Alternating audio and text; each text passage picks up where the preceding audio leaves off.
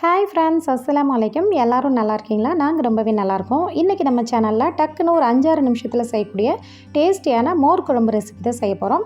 வாங்க இதை எப்படி செய்கிறது அப்படிங்கிறத சட்டுன்னு பார்த்துடலாம்.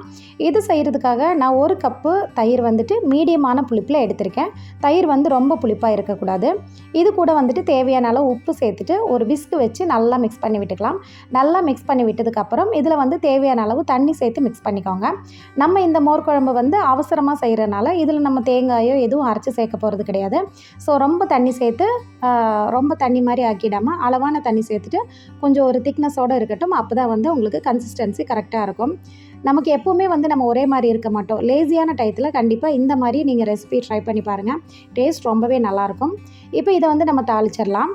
ஒரு பேன் வச்சு ஹீட் பண்ணிக்கோங்க. ஒரு 2-3 டேபிள் ஸ்பூன் போல் ஆயில் ஆட் பண்ணிவிட்டு கொஞ்சமாக கடுகு தாளிச்சுக்கோங்க. கடுகை விட ரொம்ப கம்மியாக வெந்தயம் தாளிச்சுக்கோங்க. அது ஒரு ஃப்ளேவருக்கு நல்லாயிருக்கும். இது கூடவே நான் ஒரு 5-6 சின்ன வெங்காயம் பொடியாக கட் பண்ணி வச்சுருக்கேன். அதையும் உள்ளே சேர்த்துக்கோங்க. கூடவே ஒரு 2-3 பல் பூண்டு, கொஞ்சமாக ஃப்ரெஷ்ஷான கருவேப்பிலை எல்லாத்தையும் சேர்த்து நல்லா மிக்ஸ் பண்ணி விட்டுறலாம். இந்த வெங்காயம் கண்டிப்பாக உங்களுக்கு நல்லா வதங்கி வரணும். அதுக்கப்புறம் நீங்கள் 2 வரமிளகாய் சேர்த்துக்கோங்க. கண்டிப்பாக சின்ன வெங்காயம் தான் சேர்க்கணும். அப்போ தான் உங்களுக்கு டேஸ்ட்டு நல்லாயிருக்கும். ஏன்னா இந்த மோர் குழம்புல நமக்கு எந்த வேலையுமே கிடையாது. இந்த சின்ன வெங்காயம் உரித்து கட் பண்ணுறது தான் நமக்கு ஒர்க்காக இருக்கும். இப்போ இந்த வரமிளகாயும் சேர்த்துட்டு நல்லா மிக்ஸ் பண்ணி விட்டுட்டு பாருங்கள். இப்போ நம்ம மசாலா தூள் சேர்த்துக்கலாம். ஒரு 1/4 டீஸ்பூன் போல் மஞ்சத்தூள், 1/4 டீஸ்பூன் மிளகாத்தூள், 1/4 டீஸ்பூன் பெருங்காயத்தூள், அவ்வளோதாங்க. இப்போ நல்லாத்தையும் வதக்கி விட்டுருங்க. பாருங்கள், இந்த அளவுக்கு நல்லாவே அந்த வெங்காயம் வதங்கி வரணும். அப்போ தான் உங்களுக்கு நல்ல ஃப்ளேவராக இருக்கும். டேஸ்ட்டுமே உங்களுக்கு சூப்பராக இருக்கும்.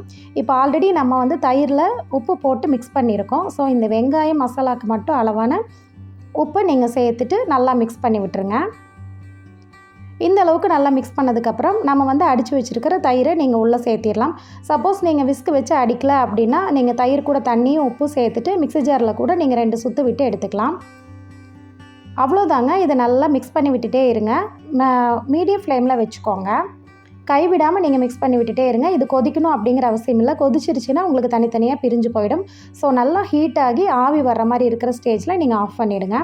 இதே நீங்கள் மண் சட்டியில் செய்கிறீங்க அப்படின்னா நீங்கள் தயிரை ஊற்றுறதுக்கு முன்னாடியே நீங்கள் ஸ்டவ் ஆஃப் பண்ணிவிடுங்க.